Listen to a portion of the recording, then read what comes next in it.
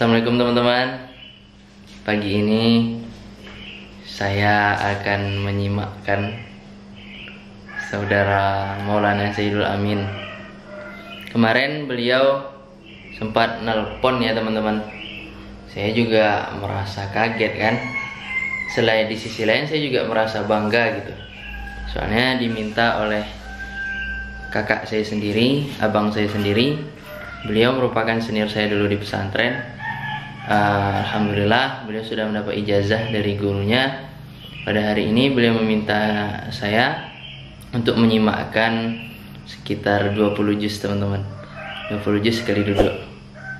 Nah, biar kita sama-sama dapat berkahnya, tonton video ini sampai selesai.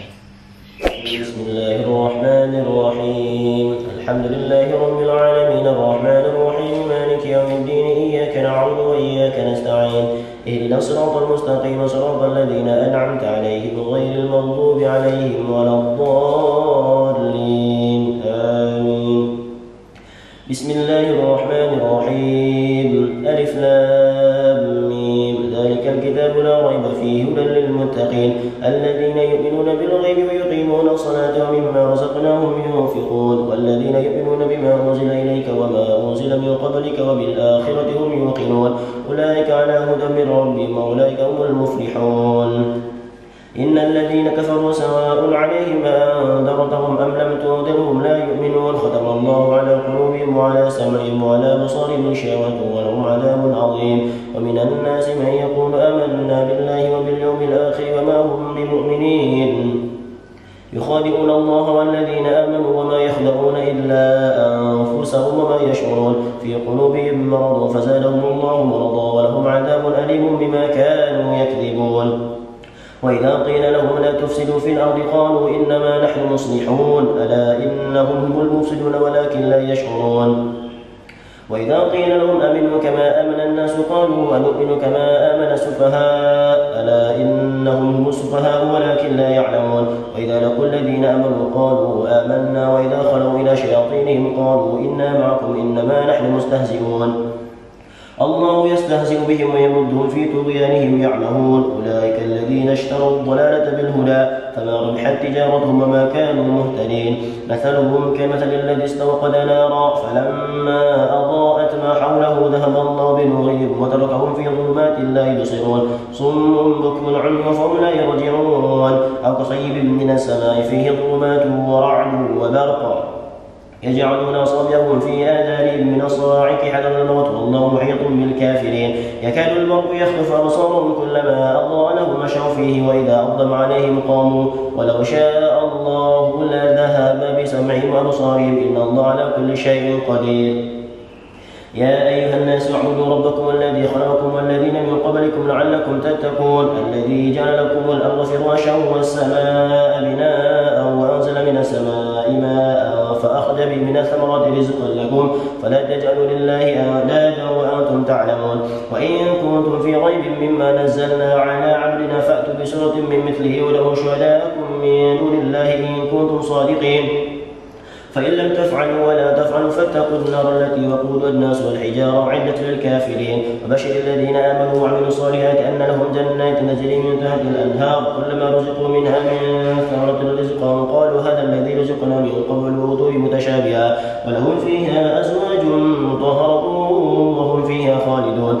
إن الله لا يستحيي أن يضرب مثلا ما بعوضة فما فوقها فأما الذين آمنوا فيعلمون أنه الحق من ربهم وأما الذين كفروا فيقولون ماذا أراد الله بهذا مثلا يضل به كثيرا ويهدي به كثيرا وما يضل به إلا الفاسقين الذين ينقضون عهد الله من بعد ميثاقه ويقطعون ما أمر الله به أن يوصل ويفسدون في الأرض أولئك هم الخاسرون.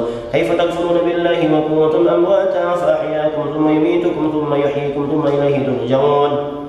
والذي خلق لكم ما في الأرض جميعا ثم استوى إلى السماء فسواهن 7 سماوات وهو بكل شيء عليم. وإذ قال ربك للملائكة إني جاعل في الأرض خليفة قالوا وتجعل فيها من يفسد فيها ويسفك الدماء ونحن نسبح بحمدك ونقدس لك قال إني أعلم ما لا تعلمون. وعلم آدم الأسماء كلها ثم عرضهم على الملائكة فقال أنبئوني بأسماء هؤلاء إن كنتم صادقين.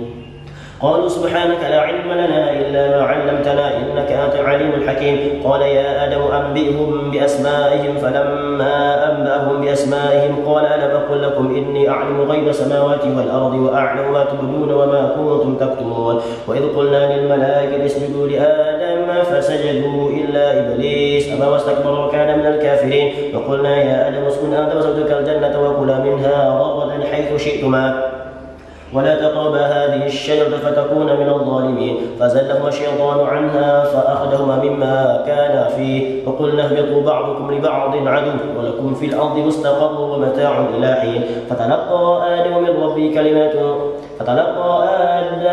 كلمات فتاب عليه إنه هو التواب الرحيم.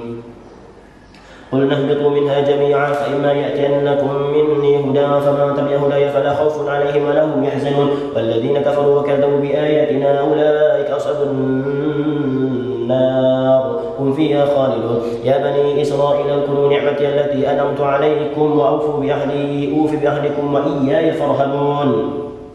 وآمنوا بما أنزلت مصدقا لما معكم ولا تكونوا أول كافر به ولا تشتروا بآياتي ثمنا قليلا وإياي فاتقون. ولا تلبسوا الحق بالباطل وتكتموا الحق وأنتم تعلمون. وأقيموا الصلاة وآتوا الزكاة واركعوا مع الراكعين. أتأمرون الناس بالبر وتنسون أنفسكم وأنتم تتلون الكتاب أفلا تعقلون. واستعينوا بالصبر والصلاة وإنها لكبيرة إلا على الخاشعين الذين يظنون أنهم ملاقو ربهم وأنهم إليه راجعون.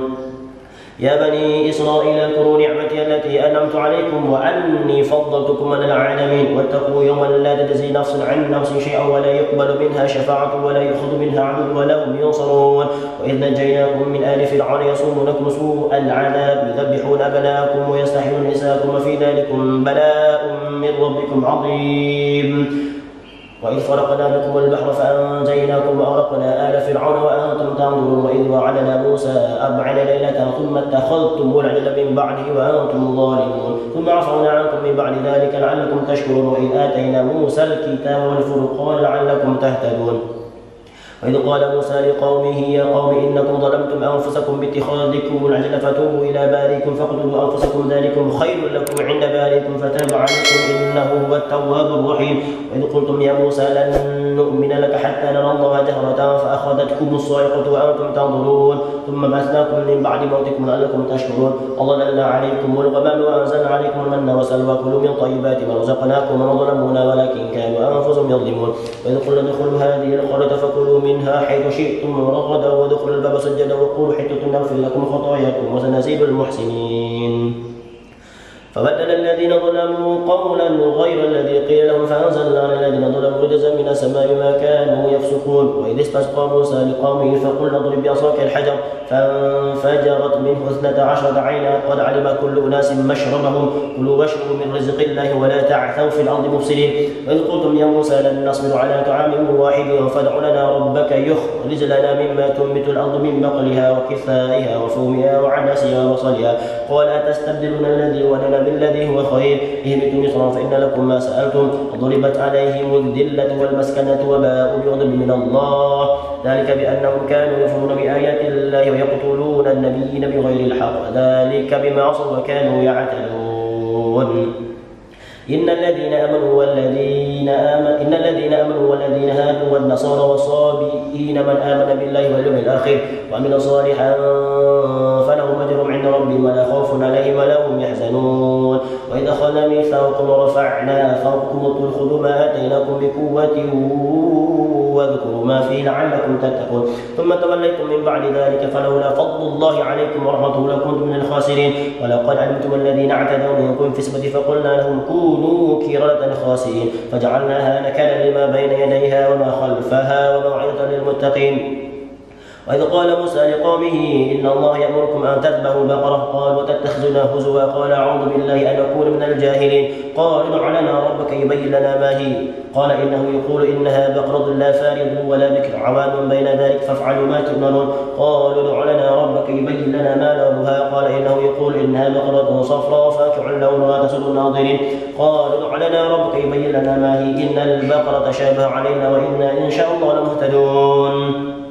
قال إنه يقول إنها بقرة لا ذلول تثير الأرض ولا تسقي الحرث مسلمة لا شية فيها. قالوا الآن جئت بالحق فذبحوها وما كانوا يفعلون. وإذ قتلتم نفسا فادارأتم فيها والله مخرج ما كنتم تكتمون. فقل نضربه ببعضها كذلك يحيي الله الموتى ويريكم آياته لعلكم تعقلون. ثم قست قلوبكم من بعد ذلك فهي كالحجارة أو أشد قسوة. وإن من الحجارة لما يتفجر منه الأنهار وإن منها لما يشقق فيخرج منه الماء وإن منها لما يهبط من خشية الله والله بغافل عما تعملون. أفتطمعون أن يؤمنوا لكم وقد كان فريق منهم يسمعون كلام الله ثم يحرفونه من بعد ما عقلوه وهم يعلمون. وإذا لقوا الذين آمنوا قالوا آمنا وإذا خلا بعضهم إلى بعض قالوا تحدثونهم بما فتح الله عليكم ليحاجوكم به عند ربكم فلا تعقلون. فأما الذين كفروا فأعذبهم عذابا شديدا في الدنيا والآخرة وما لهم من ناصرين. وأما الذين آمنوا وعملوا الصالحات فيوفيهم أجورهم والله لا يحب الظالمين. ذلك نتلو عليك من الآيات وذكر الحكيم. إن مثل عيسى عند الله كمثل آدم خلقه من تراب ثم قال له كن فيكون. الحق من ربك فلا تكن من الممترين. ومن حاجك فيه من بعد ما جاءك من العلم فقل تعالوا ندعو أبناءنا وأبناءكم ونساءنا ونساءكم وأنفسنا وأنفسكم ثم نبتهل فنجعل لعنة الله على الكاذبين. إن هذا لهو القصص الحق وما من إله إلا الله وإن الله لهو العزيز الحكيم. فإن تولوا فإن الله عليم بالمفسدين. قل يا أهل الكتاب تعالوا إلى كلمة سواء بيننا وبينكم ألا نعبد إلا الله ولا نشرك به شيئا ولا يتخذ بعضنا بعضا أربابا من دون الله فإن تولوا فقولوا اشهدوا بأننا مسلمون.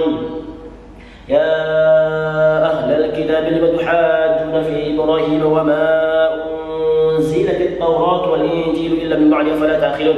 ها أنتم هؤلاء حاجة فيما لكم به علم فلم تحاجون فيما ليس لكم به علم والله يعلم وأنتم لا تعلمون.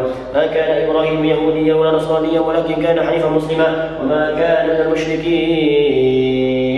إن أولى الناس بإبراهيم الذين اتبعوه هذا النبي والذين آمنوا والله ولي المؤمنين. ود طائفة من أهل الكتاب لو يضلونكم وما يضلون إلا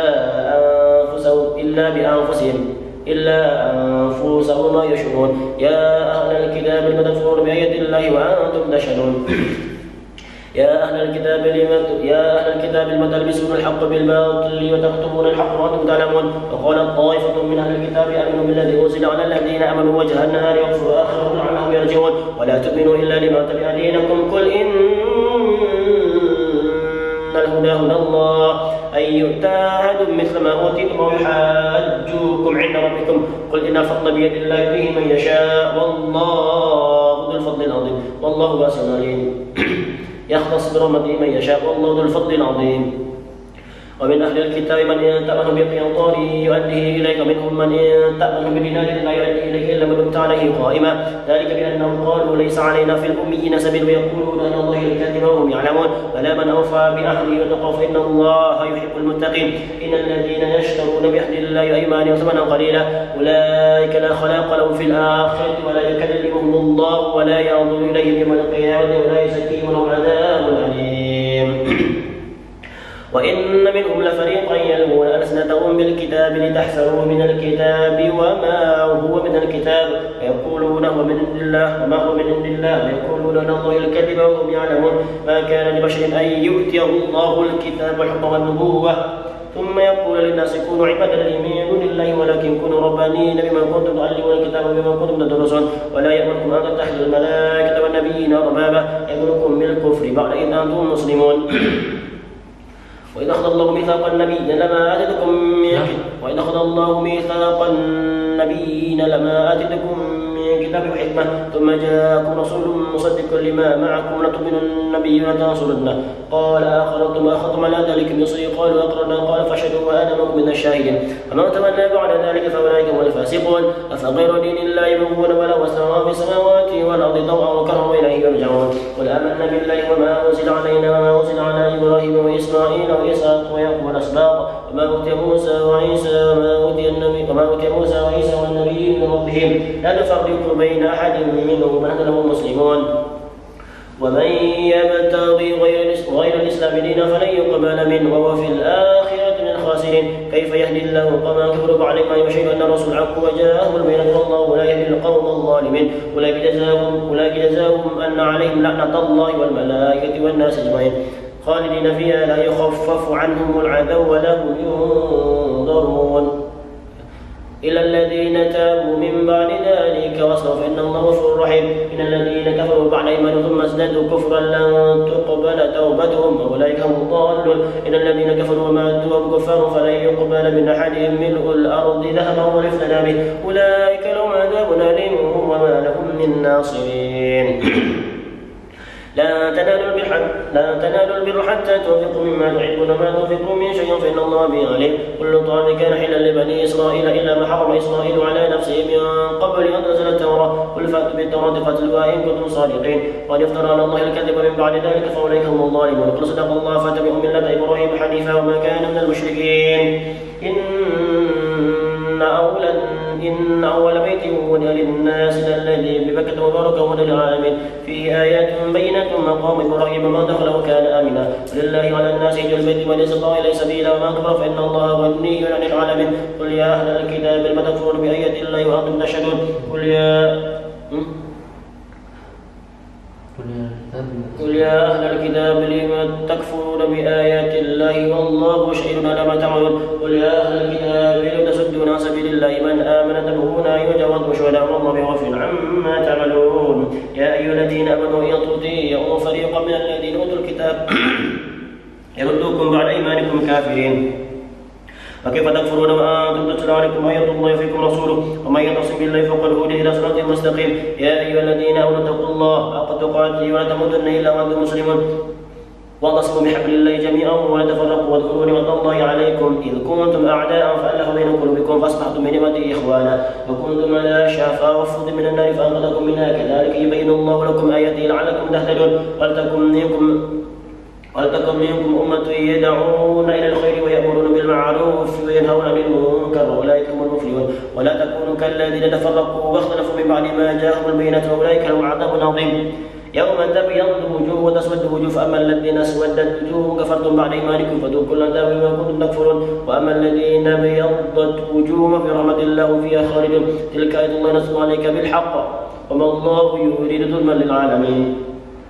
ولله ما في السماوات وما في الأرض وإلى الله ترجع الأمور. كنتم خير أمة أخرجت للناس تأمرون بالمعروف وتنهون عن المنكر وتؤمنون بالله ولو كان أهل الكتاب لكان خيرا لهم منهم المؤمنون وأكثرهم الفاسقون. لا يضركم إلا أذى وإن يقاتلوكم يولوكم الأدبار.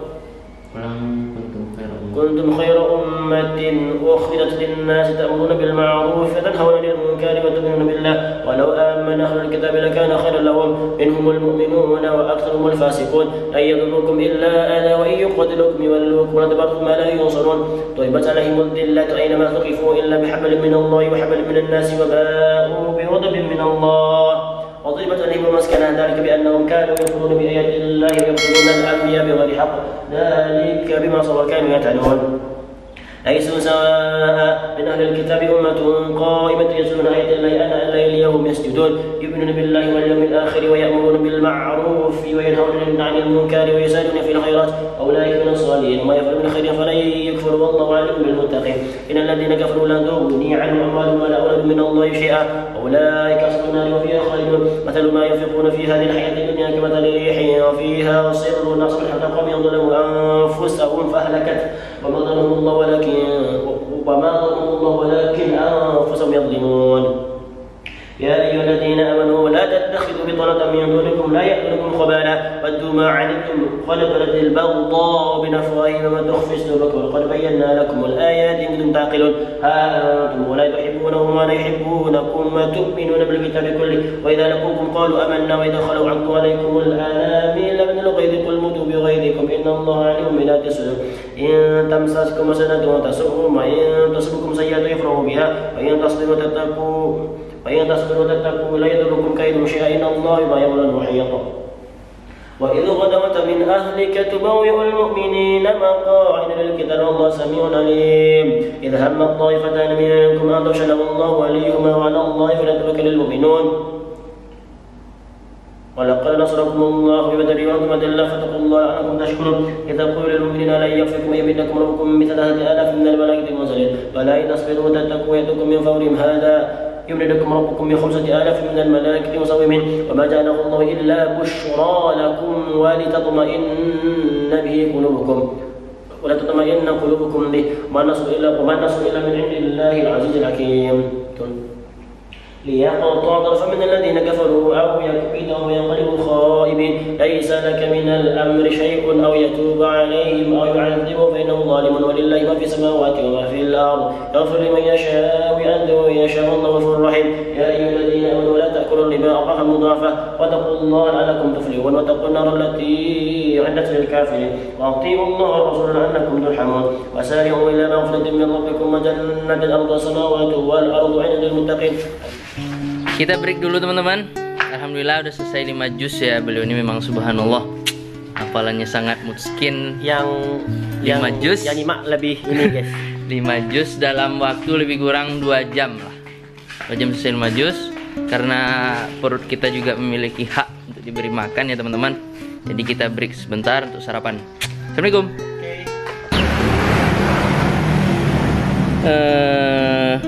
Kita udah sampai di tempat sarapan teman-teman. Nah, sambil nunggu pesanan kita datang. Oh, sarapan apa? Ada sarapan? Kita bincang-bincang santai sama ustaz kita ya, sama abang kita Maulana Sayyidul Amin. Beliau ini tamat aliyah itu sekitar tahun 2016. Alhamdulillah setelah menyelesaikan studi S1-nya itu sekitar bulan Juli lalu kalau nggak salah saya.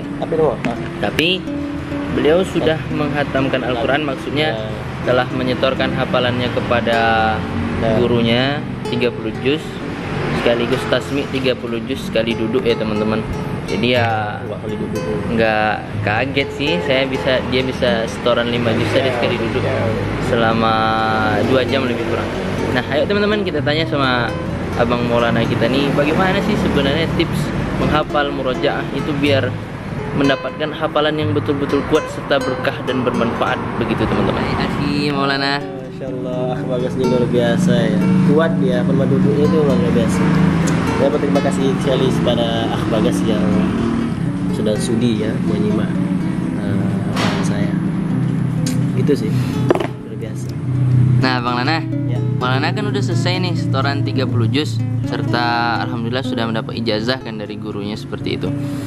Teman-teman kemarin ada tuh yang nanya gimana sih tips murojaah, tips menghafal yang menghasilkan hafalan yang baik itu. Oke, sebenarnya saya juga manusia biasa ya, yang mempunyai apa itu namanya kemalasan kayak sama seperti antum mungkin ya, di saat-saat ada waktunya malas dan juga di saat-saat juga sewaktu-waktu kita juga semangat buat ngaji. Nah sebenarnya tips yang paling ampuh membuat hafalan kita lancar itu adalah ngaji. Memang perbanyak ngaji dan ngaji. Itu kata Bagas. Saya mengambil pesan dari Bagas untuk yang sering menyampaikan kepada kita semua melalui statusnya ngaji.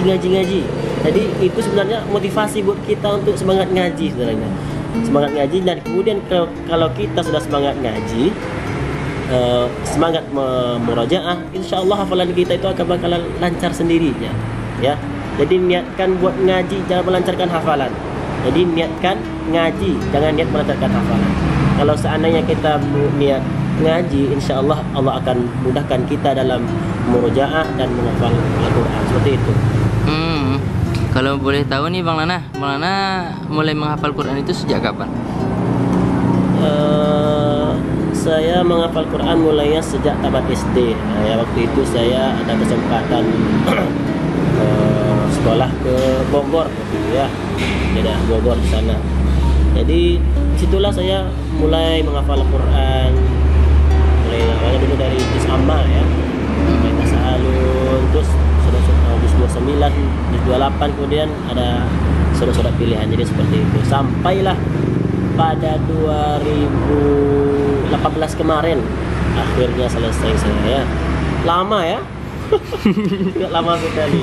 Jadi mungkin waktu itu kurang memanfaatkan waktu dengan baik sehingga lambat selesainya seperti itu. Kalau gini di Bang Lana, kalau misalkan nih menghafal itu istiqomah terus, kira-kira paling cepat itu standarnya lah, standar paling cepat selesai, maksudnya selesai setoran 30 juz itu berapa lama Bang Lana menurut abang?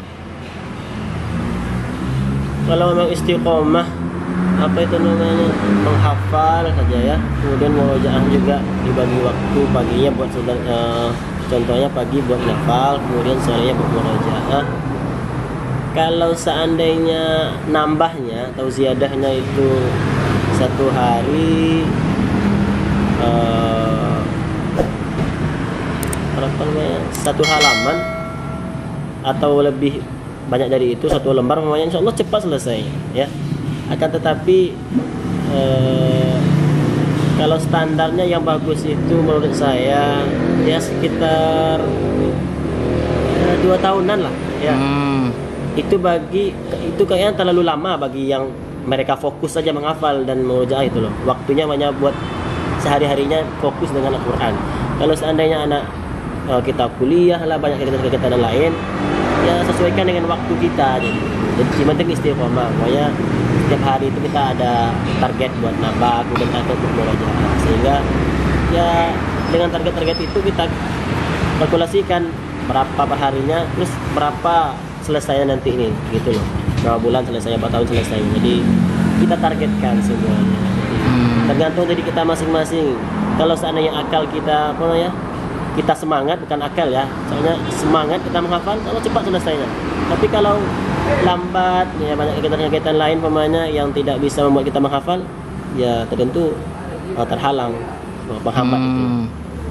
Bang Maulana kemarin kan nyelesain hafalannya itu sambil kuliah ya. Berarti selain menghafal Quran juga memiliki kegiatan di luar seperti kuliah atau kegiatan yang lain. Nah, Bang Maulana sendiri gimana sih membagi waktu 24 jam dalam sehari itu untuk menghafal dan murojaah Al-Quran? Oke. Kalau di sana itu kan sudah tersistem dengan bagus waktunya ya. Jadi pagi itu di sana setiap subuh itu setoran ziyadah, setoran nambah. Yang minimal itu paling sedikit 1 halaman, ya. Nah, itu waktu yang ditentukan oleh pihak kampus.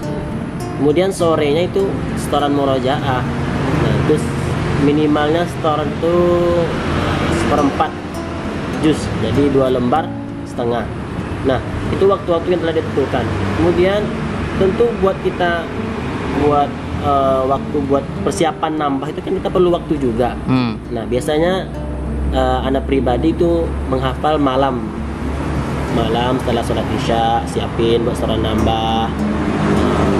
Itu sebenarnya. Kemudian kalau seandainya ada lagi waktu-waktu kosong seperti tiba-tiba dosen nggak bisa masuk, kan? Di jam pagi itu misalnya kuliah jam 8 sampai jam waktu zuhur itu kan waktunya kosong. Kalau seandainya nggak masuk kelas, ya waktu itu dimanfaatkan buat menambah, silakan, buat murojaah silakan di situ biasanya. Ya tergantung mood kita, mau nambah ya nambah, kalau ya murojaah ya murojaah. Kemudian waktu murojaah, nah persiapan buat nanti sore, nah itulah waktu zuhur sampai asar. Nah terkadang kita manusia biasa yang malas. Ada waktu malas juga ya. Kalau udah malas tuh biasanya saya lepas semua Qurannya itu lah. Itu apa namanya, kekurangan saya itu. Saya malas betul. Megang pun kadang saya nggak mau. Astagfirullahaladzim, jangan tiru ya. Karena sarapan kita udah datang nih teman-teman, kita lanjut makan dulu. Nanti bincang-bincangnya kita sambung setelah sarapan. Siap Bang Lana? Pimpin doa Bang Lana. Bismillahirrahmanirrahim. Allahumma barik lana fima razaqtana wa qina adzabannar. Makannya pakai tangan kanan ya guys. Makan ya guys. Alhamdulillah. Selesai kita makan ya Bang Lana ya. Kita lanjut Bang Lana bincang-bincang santainya. Terakhir nih. Belum terakhir lah. 2 pertanyaan. Pertama, pesan dan kesan susah dan senang abang selama menghafal Al-Quran?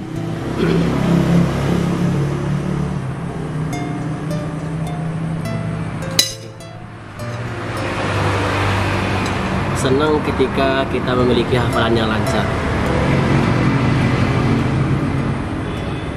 Itu sebuah perasaan yang sangat luar biasa. Walaupun nggak ada duit, tapi hafalan lancar, hati akan senang.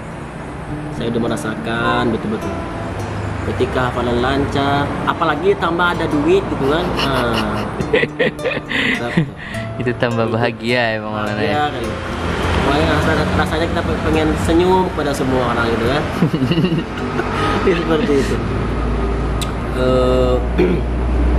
Saya bisa seperti ini tidak lepas dari pertama dari kehendak Allah Subhanahu wa taala, kemudian daripada guru-guru saya semua ya, yang menempa saya dengan luar biasa, sampai dulu saya sempat pernah ditampar ya. Tampar, ini mukanya berarti tampar ini. Kenapa? Karena tidak mempersiapkan hafalan untuk pagi harinya. Itu sebuah penyesalan bagi saya. Kenapa saat itu saya tidak mempersiapkan hafalan itu ya. Jadi jangan cengeng untuk anak-anak zaman sekarang ketika ada guru-gurunya yang memarahinya, yang mengomelinya dan lain sebagainya. Itu tanda bukti bahwa guru itu sayang kepada kita ya. Dan jangan mengadu-ngadu pula sama orang tua. Saya sekarang prihatin melihat kondisi anak-anak yang ketika dimarahi sama gurunya mereka melapor, dan orang tuanya pun nggak mengerti gitu ya. Mengerti gitu ya. Apa yang terjadi sama anaknya. Guru marah itu tentu ada sebab ya. Jadi seperti itu. Jadi susah senang itu tergantung kitanya. Kalau seandainya kita ya rajin, walaupun ada di saat-saat sulit yang otak kita ini tidak mampu, tidak mau untuk menghafal ya, maka istirahatkan sejenak. Istirahatkan refreshing ya Bang ya. Refreshing. Yang ngopi-ngopi. Ya ngopi, makan dulu ya. Asal jalan-jalan. Ya maksud pada Allah Subhanahu wa taala saja lah ya. Kalau ngerokok Bang, ngerokok? Ngerokok saya enggak ya. Oh iya. Jadi seperti itu. Ya gitulah, tetap semangat, pesan-pesan buat teman-teman semua. Tetap semangat yang lagi menghafal, istiqomahkan murojaahnya ya. Lebih banyakkan murojaah daripada nambahnya. Ya Allah, kalau demikian hafalan akan mungkin seperti Bagas ini, luar biasa beliau. Nah, ini terakhir Bang Maulana. Banyak nih teman-teman yang nanya, murojaah itu katanya lebih sulit daripada menghafal. Gimana menurut pendapat Bang Maulana tentang itu? Oke, mungkin kita berbeda. Saya kemarin melihat video antum, katanya ada yang bertanya lebih sulit memurojaah daripada menambah. Ya, kalau saya pribadi memang sulit memurojaah. Kita berbeda. Ya, terus memurojaah. Ya nggak tahu kenapa ya. Soalnya kalau kita udah punya hafalan, kemudian kita tinggal, dan ini yang pernah saya alami, memang agak sulit gitu loh ya. Jadi seperti itu. Terima kasih Bang Maulana. Jadi gitu teman-teman, bincang-bincang santainya pagi ini kita habis sarapan. Habis ini kita mau ngelanjutin tasmi Bang Maulana sekitar 15 juz lagi. Semangat. Assalamualaikum warahmatullahi wabarakatuh.